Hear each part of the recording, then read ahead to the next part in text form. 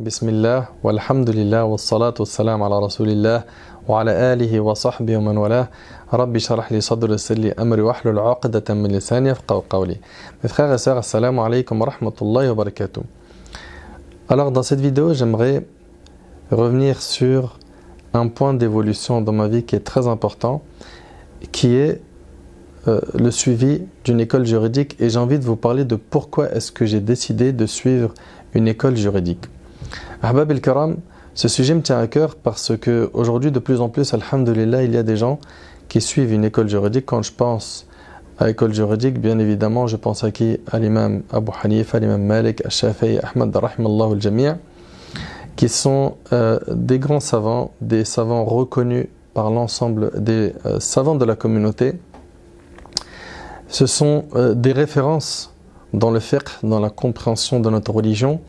Et puis aujourd'hui, il y a certaines personnes qui se questionnent pourquoi est-ce que le frère Nader Abou Anas suit une école juridique, pourquoi est-ce qu'il invite les gens à suivre une école juridique. Donc je me suis dit déjà, vous parler de mon cheminement personnel, bien que je n'ai pas l'habitude de faire des vidéos pour parler de ma propre personne, car je ne considère pas que je suis quelqu'un.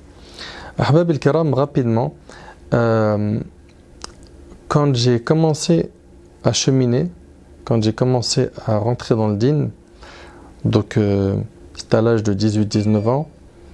À l'âge de 18-19 ans, quand je suis rentré dans la pratique religieuse sérieuse, je suis issu d'une famille musulmane.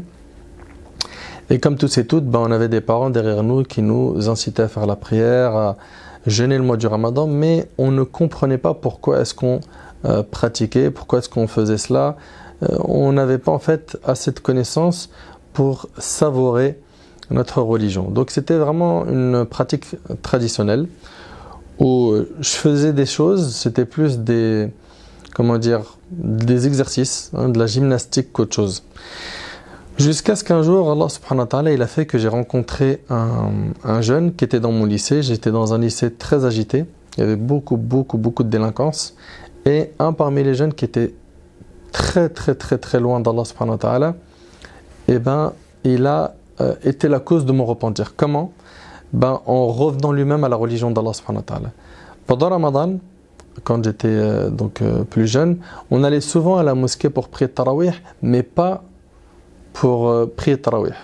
En fait, c'était l'excuse qu'on donnait aux parents. Donc on leur disait on va aller prier Tarawih, et en fait on profitait de ce créneau, comme c'était le soir, on avait à peu près une bonne heure. On allait en fait dans une sandwicherie, on mangeait un sandwich, et on revenait à la prière, et je rentrais avec mon père, et je lui disais ouais, la prière s'est bien passée, etc. Qu'Allah nous pardonne.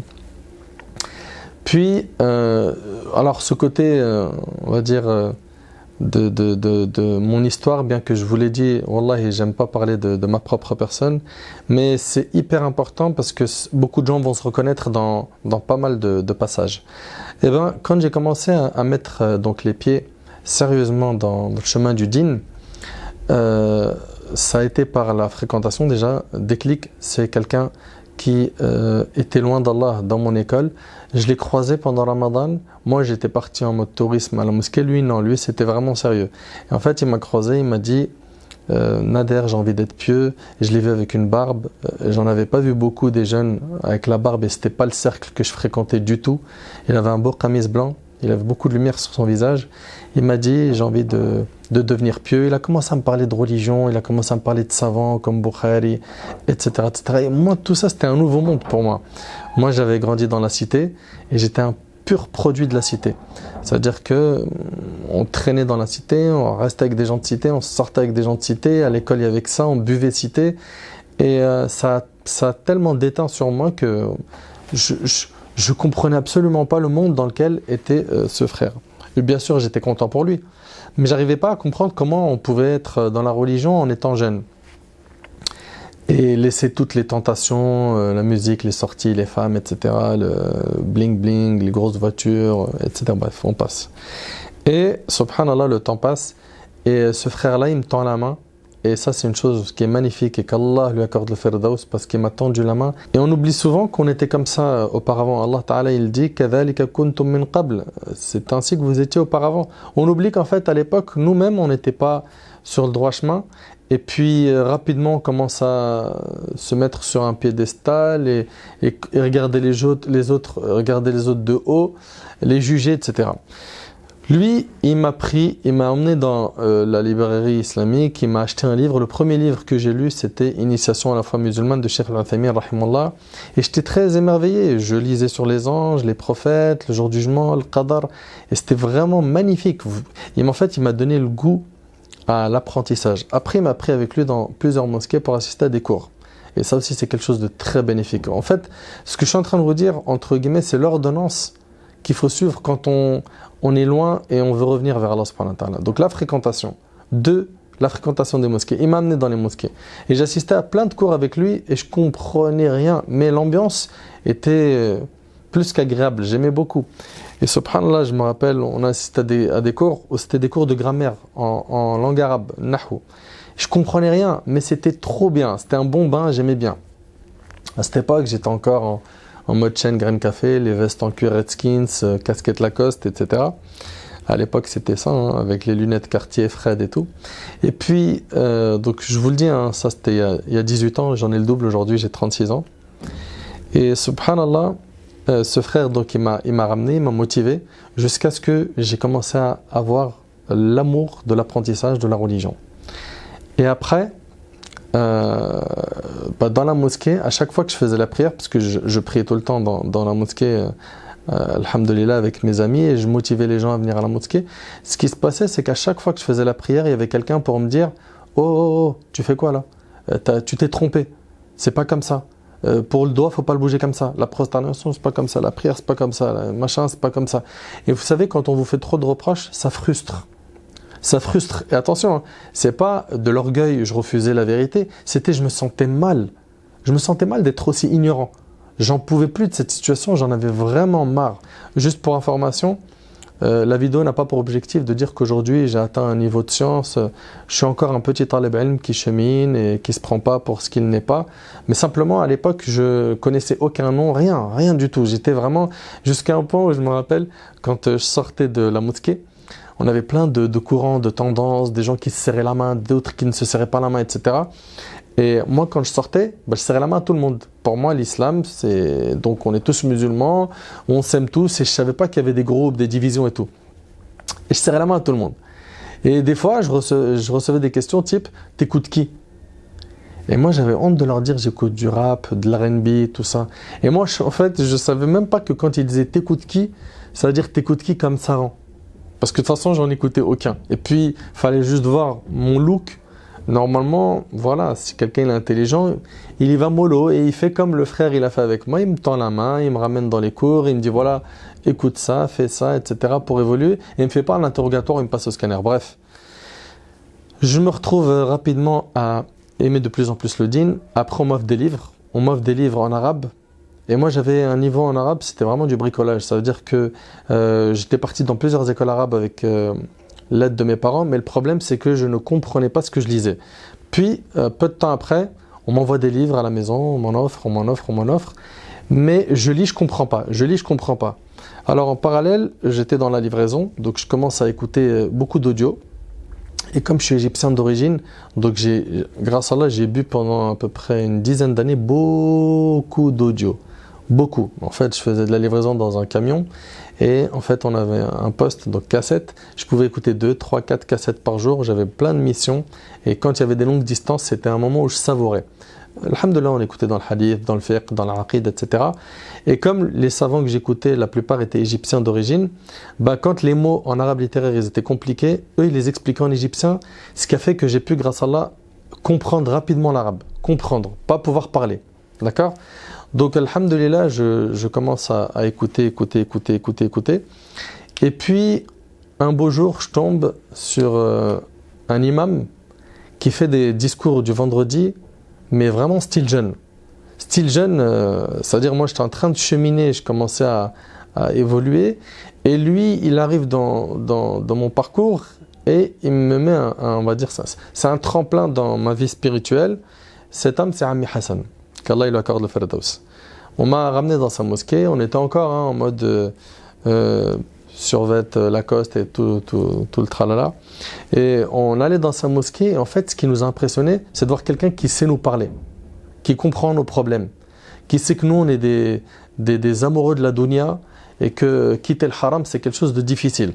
Alors nous, je me rappellerai toujours de ces khutbahs de Jumu'ah, dans les premières khutbahs de Jumu'ah, les premiers discours du vendredi. Imaginez-vous, pour ceux qui connaissent Ami Hassan, je n'ai pas besoin de le présenter, mais ceux qui ne le connaissent pas, c'est un imam tunisien, donc une barbe blanche qui arrive, machallah, jusqu'à là, elle est grande. Et on arrive dans le discours du vendredi et je l'entends dire « Les jeunes, attention, les meufs, les keufs, les bœufs ». Et je me suis dit « Mais c'est quoi ce truc de malade ?» Un imam qui parle comme ça avec les mots de la jeunesse, avec des mots en verlan, et il dit « Ouais, les jeunes qui sont dans la zikmu ». Et franchement, je vous le dis, hein, c'est choquant, mais il a su m'agripper. Et rapidement, j'ai commencé à prendre la plupart des jeunes de mon quartier. Je leur disais, il y a un imam, il est révolutionnaire, on va se taper des barres et tout. Et en même temps, il nous diffuse des messages, il est bien, venez, on y va. Et donc, on allait là-bas. Je me rappelle, on allait avec la musique à fond, on se garait à côté de la mosquée, on commençait à baisser le son, on descendait. Même qu'Allah il nous pardonne nos péchés. L'objectif n'est absolument pas de dévoiler les péchés qu'on faisait, mais simplement que chacun puisse prendre ce qu'il y a à prendre comme leçon, pas de ma vie parce que je considère pas que je suis quelqu'un qui mérite qu'on parle de lui, mais on va dire des expériences, des faibles expériences que j'ai eues, des erreurs dans lesquelles je suis tombé, afin que en fait chacun puisse s'identifier ou non et surtout comprendre mon évolution. Donc on se retrouve chez Ami Hassan, c'est le bonheur. Puis après rapidement, je ressens le besoin de comprendre l'arabe, de le maîtriser, etc. Et je mets un pied, il y a plus d'une dizaine d'années, dans la madrasa de Cheikh Ayoub. Alors, Cheikh Ayoub, c'est un converti à l'islam. Donc, c'est quelqu'un qui a étudié le hadith et le fiqh. Et c'est quelqu'un qui a des ijazat. Les ijazat, c'est-à-dire des diplômes, on va dire ça comme ça pour faire simple. Il a eu des diplômes dans les livres de hadith comme Bukhari, Muslim, Abu Dawud, Tirmidhi, Nasai ibn Majah. Il a eu aussi des diplômes dans le Muwatta de l'imam Malik, rahimahullah. Et il a, mashallah, étudié longtemps. Et quand il est revenu de de l'université de laquelle il a étudié, il a ouvert une école, il y a plus d'une vingtaine d'années, donc presque 30 ans si je ne me trompe pas. Et quand il a ouvert cette école, en fait, j'étais parmi ses élèves, j'avais 5 ans. Mais j'ai pas accroché, et après j'ai laissé cette école et j'y suis revenu moi-même plus tard, vers les coups de 19 ans par là, 19-20 ans. Je suis parti là-bas et je me suis inscrit en 3e année. Quand j'étais en 3e année, je me rappelle le cursus, donc c'est un cursus de 6 ans, on apprend la croyance en arabe, mais les cours ils sont en français. C'est au cœur de Paris, donc on apprend la croyance, on apprend beaucoup de hadiths du prophète sallam, puis en 5e, 6e année, on apprend les hadiths des 40 hadiths de Nawawi rahimahullah, avec l'explication des savants, donc Ibn Daqiq al-Eid, un peu ce qu'a dit Ibn Rajab, etc. On apprend aussi la biographie du prophète sallam, la vie des prophètes, on étudie tajwid, les sciences du hadith, la grammaire, bref, on passe sur beaucoup de matières. Et puis, quand on finit les 6 ans, on peut après commencer un autre cursus qui est le cursus de la 7e année où on fait du fiqh. On peut faire soit Bulugh al-Maram, soit le livre Risala d'Ibn Abi Zayd, soit le Muwatta. Et actuellement, j'en suis à ma 5e année du Muwatta de l'imam Malik, donc ça me fait environ, grosso modo, à peu près 13 ans que je suis dans cette école, voire un peu plus. Et alhamdulillah, ça a été que du bonheur. Pourquoi ? Parce que quand je suis rentré dans cette école, je suis rentré avec des nœuds dans ma tête dans la compréhension du dîn. J'avais plein de nœuds.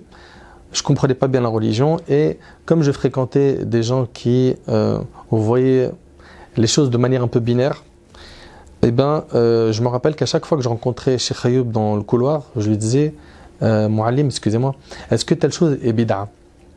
Donc bid'a, ça veut dire une innovation religieuse. Et en fait, chaque fois que je terminais mon cours ou avant mon cours, quand je le voyais dans le couloir, parce que c'était pas mon professeur en 3e année ni en 4e, mais plutôt en 5e et 6e année, donc je lui posais tout le temps des questions où il y avait le mot bid'a. Est-ce que ça c'est bid'a ? Est-ce que ça c'est bid'a ? Est-ce que ça... Jusqu'à ce qu'un jour, il m'a arrêté dans le couloir et il m'a dit « Toi, tu fréquentes pas des bonnes personnes. Tes questions, il y a toujours le même mot, bid'a, bid'a, bid'a. » Et il m'a dit « Je te pose une question. Est-ce que ta fréquentation, il te parle de qiyamul layl et il te parle de dhikr, ou est-ce que toi, tu sais parler que de bid'a ? vous parler un petit peu d'adoration, de spiritualité et choc psychologique parce que Qiyamul Layl et Dhikr, c'était des mots qui n'étaient pas encore dans mon vocabulaire. C'est-à-dire, je voyais ça dans des livres, dans des biographies, j'en écoutais, des salafs qui faisaient du dhikr, qui priaient la nuit, mais moi je me sentais pas, j'étais pas comment dire, dans un vrai bain spirituel, j'étais plus dans poser des questions, apprendre, et la pratique, ça suivait pas. Et subhanallah, ce jour-là, ça a été un grand déclic pour moi, parce que depuis ce jour, je me suis dit, va falloir que tu te reprennes en main et que tu vois c'est quoi ces histoires d'adoration que tu as abandonnées et que tu renoues un lien avec tout ça. Et alhamdoulilah, c'est ce qui s'est passé.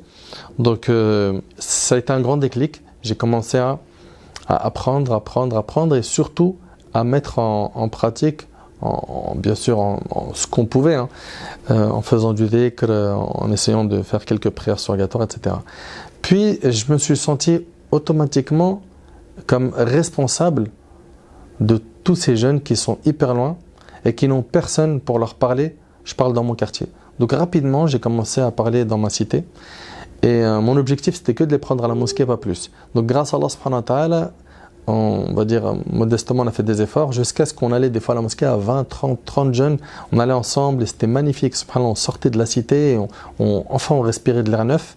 Et puis pour faire avance rapide, l'étape d'après, ça a été que je commence à faire da'wah. Comment? En fait, c'était dans les débuts de 2000-2001.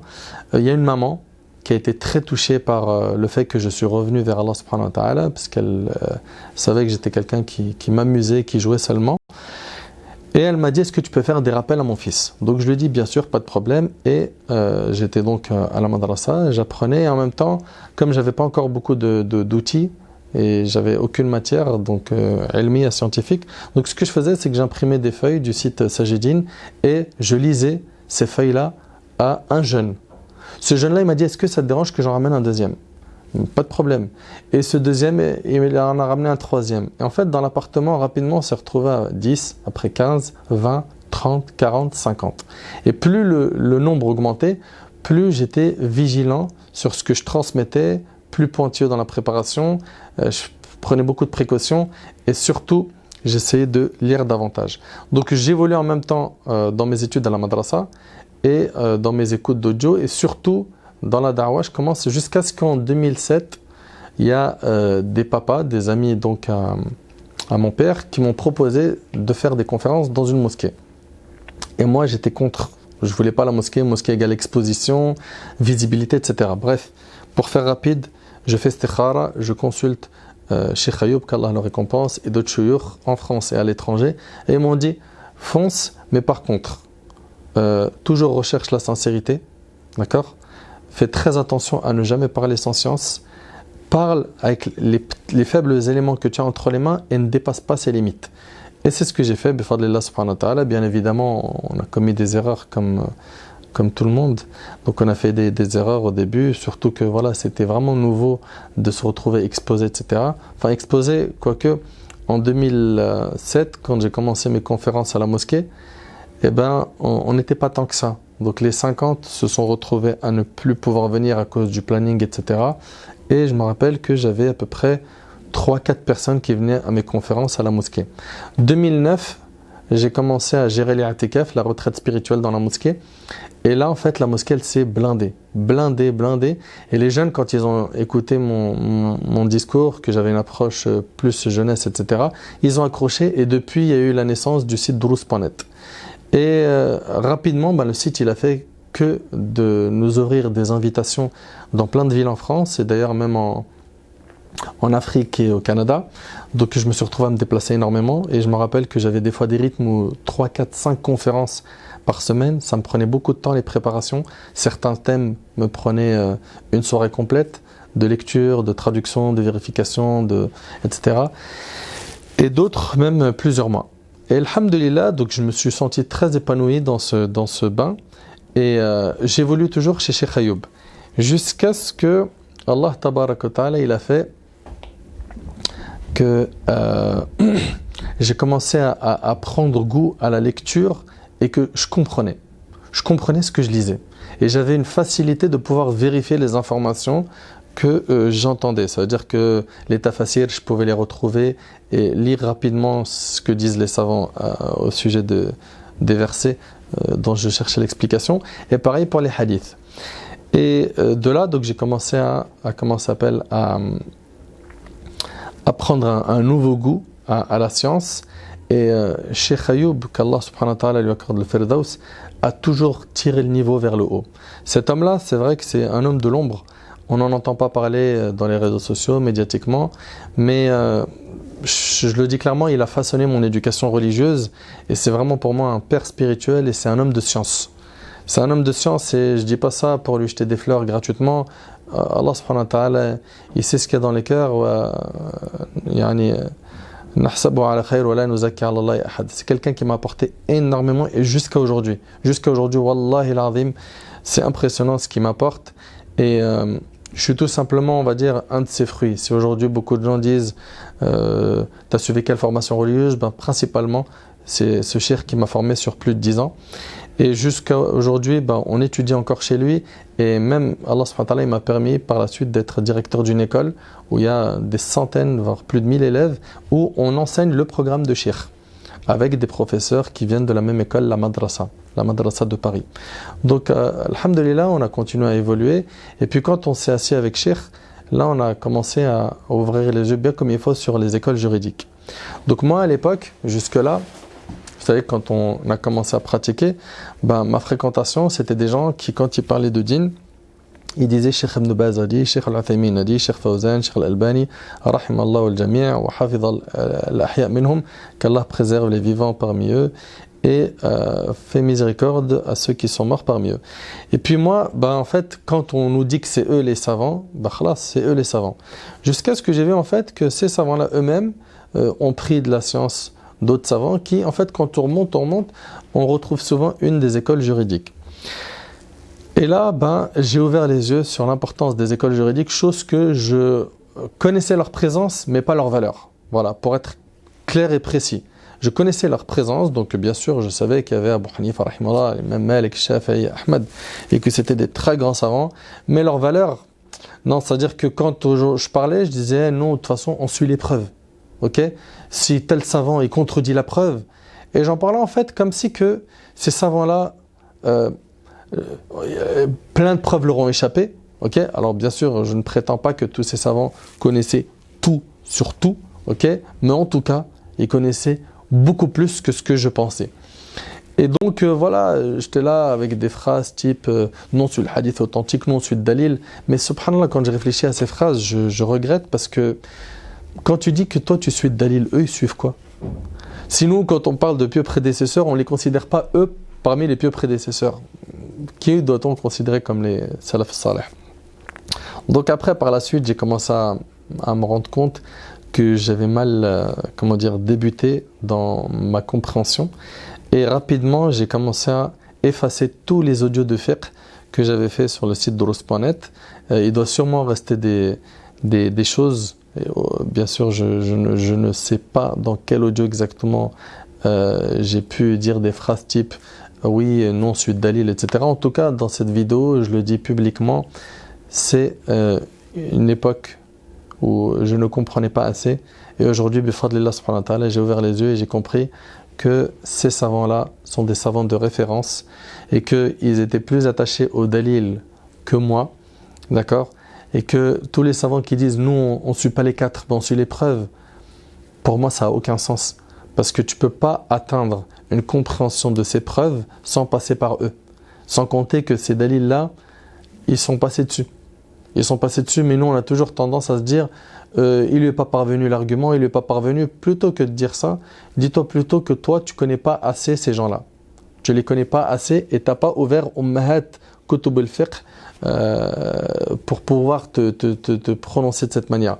Quand je dis Ummahat Kutub al-Fiqh, ben, je pense aux grands livres du fiqh maliki, aux grands livres du fiqh shafi'i. Regarde, lis en profondeur ce qu'ils disent sur le sujet où tu vois une divergence, où tu n'es pas d'accord. Mais le problème, c'est comme on a une vision étroite, comme on n'a pas accès à ces bouquins, comme on n'a que la langue française, comme on n'a que quelques audios de francophones qui ne vont pas en profondeur dans ces sujets, on considère qu'ils ont abordé ça de manière binaire ou que c'est hyper facile à traiter.